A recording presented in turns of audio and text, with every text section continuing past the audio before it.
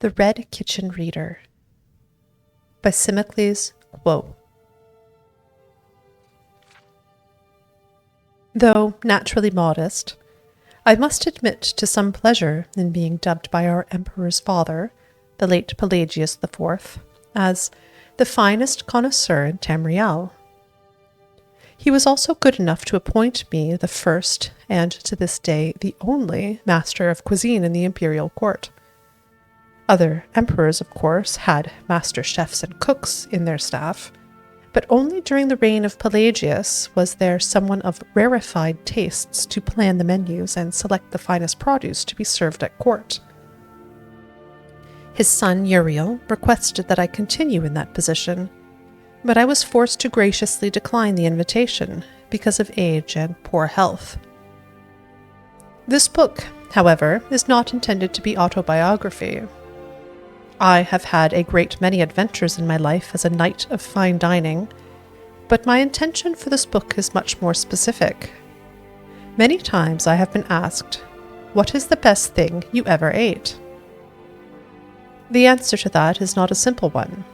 Much of the pleasure of a great meal is not only in the food, it is in the setting, the company, the mood.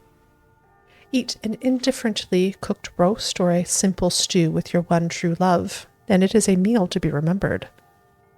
Have an excellent 12-course feast with dull company while feeling slightly ill, and it will be forgotten, or remembered only with distaste. Sometimes, meals are memorable for the experiences that come before them. Fairly recently, in northern Skyrim, I had a bit of bad luck. I was with a group of fishermen observing their technique of capturing a very rare, very delicious fish called maringar. The fish is found only far from shore, so it was a week's voyage out beyond civilization.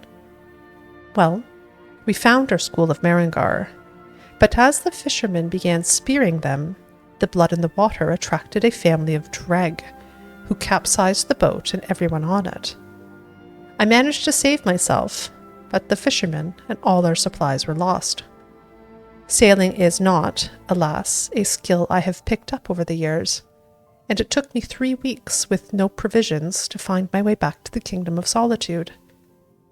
I had managed to catch enough small fish to eat raw, but I was still delirious from hunger and thirst.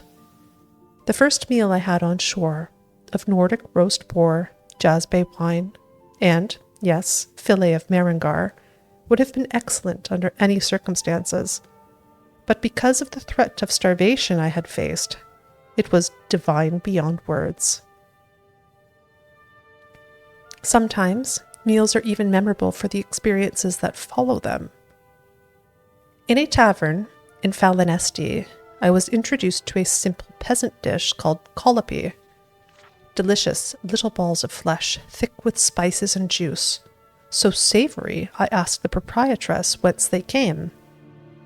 Mother Pascost explained that the collopi were an arboreal rodent that fed exclusively on the most tender branches of the grot oak, and I was fortunate enough to be in Valenwood at the time of the annual harvest. I was invited to join with a small colony of Imga monkeys, who alone could gather these succulent little mice. Because they lived only on the slenderest branches of the trees, and only on the ends of those same branches, the Imga had to climb beneath them and jump up to pick the collopi from their perches. Imga are, of course, naturally dexterous, but I was then relatively young and spry, and they let me help them. While I could never jump as high as they could, with practice, I found that if I kept my head and upper body rigid and launched off the ground with a scissors-like kick, I could reach the collopi on the lowest branches of the tree. I believe I gathered 3 collopi myself, though with considerable effort.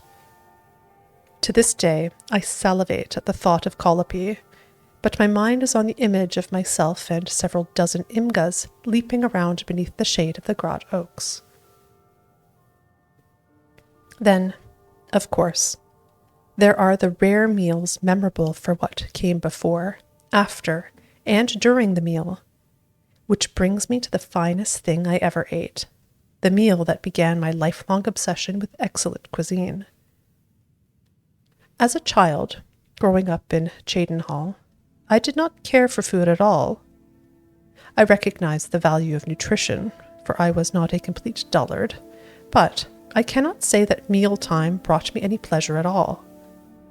Partly, of course, this was the fault of my family's cook, who believed that spices were an invention of the Daedra, and that good Imperials should like their food boiled, textureless, and flavorless. Though I think she was alone in assigning a religious significance to this. My sampling of traditional Cyrodiilic cuisine suggests that the philosophy is regrettably common in my homeland. Though I did not enjoy food per se, I was not a morose, unadventurous child in other respects. I enjoyed the fights in the arena, of course, and nothing made me happier than wandering the streets of my town, with my imagination as my only companion. It was on one such jaunt on a sunny Fredas in mid-year that I made a discovery that changed my heart and my life. There were several old abandoned houses down the street from my own home, and I often played around them, imagining them to be filled with desperate outlaws or haunted by hundreds of evil spirits. I never had the nerve to go inside. In fact, had I not that day seen some other children who had delighted in teasing me in the past, I would never have gone in. But I needed a sanctuary, so I ran into the closest one. The house seemed to be as desolate on the inside as on the outside, further proof that no one lived there, and had not for some time. When I heard footsteps, I could only assume that the loathsome little urchins I hoped to avoid had followed me in.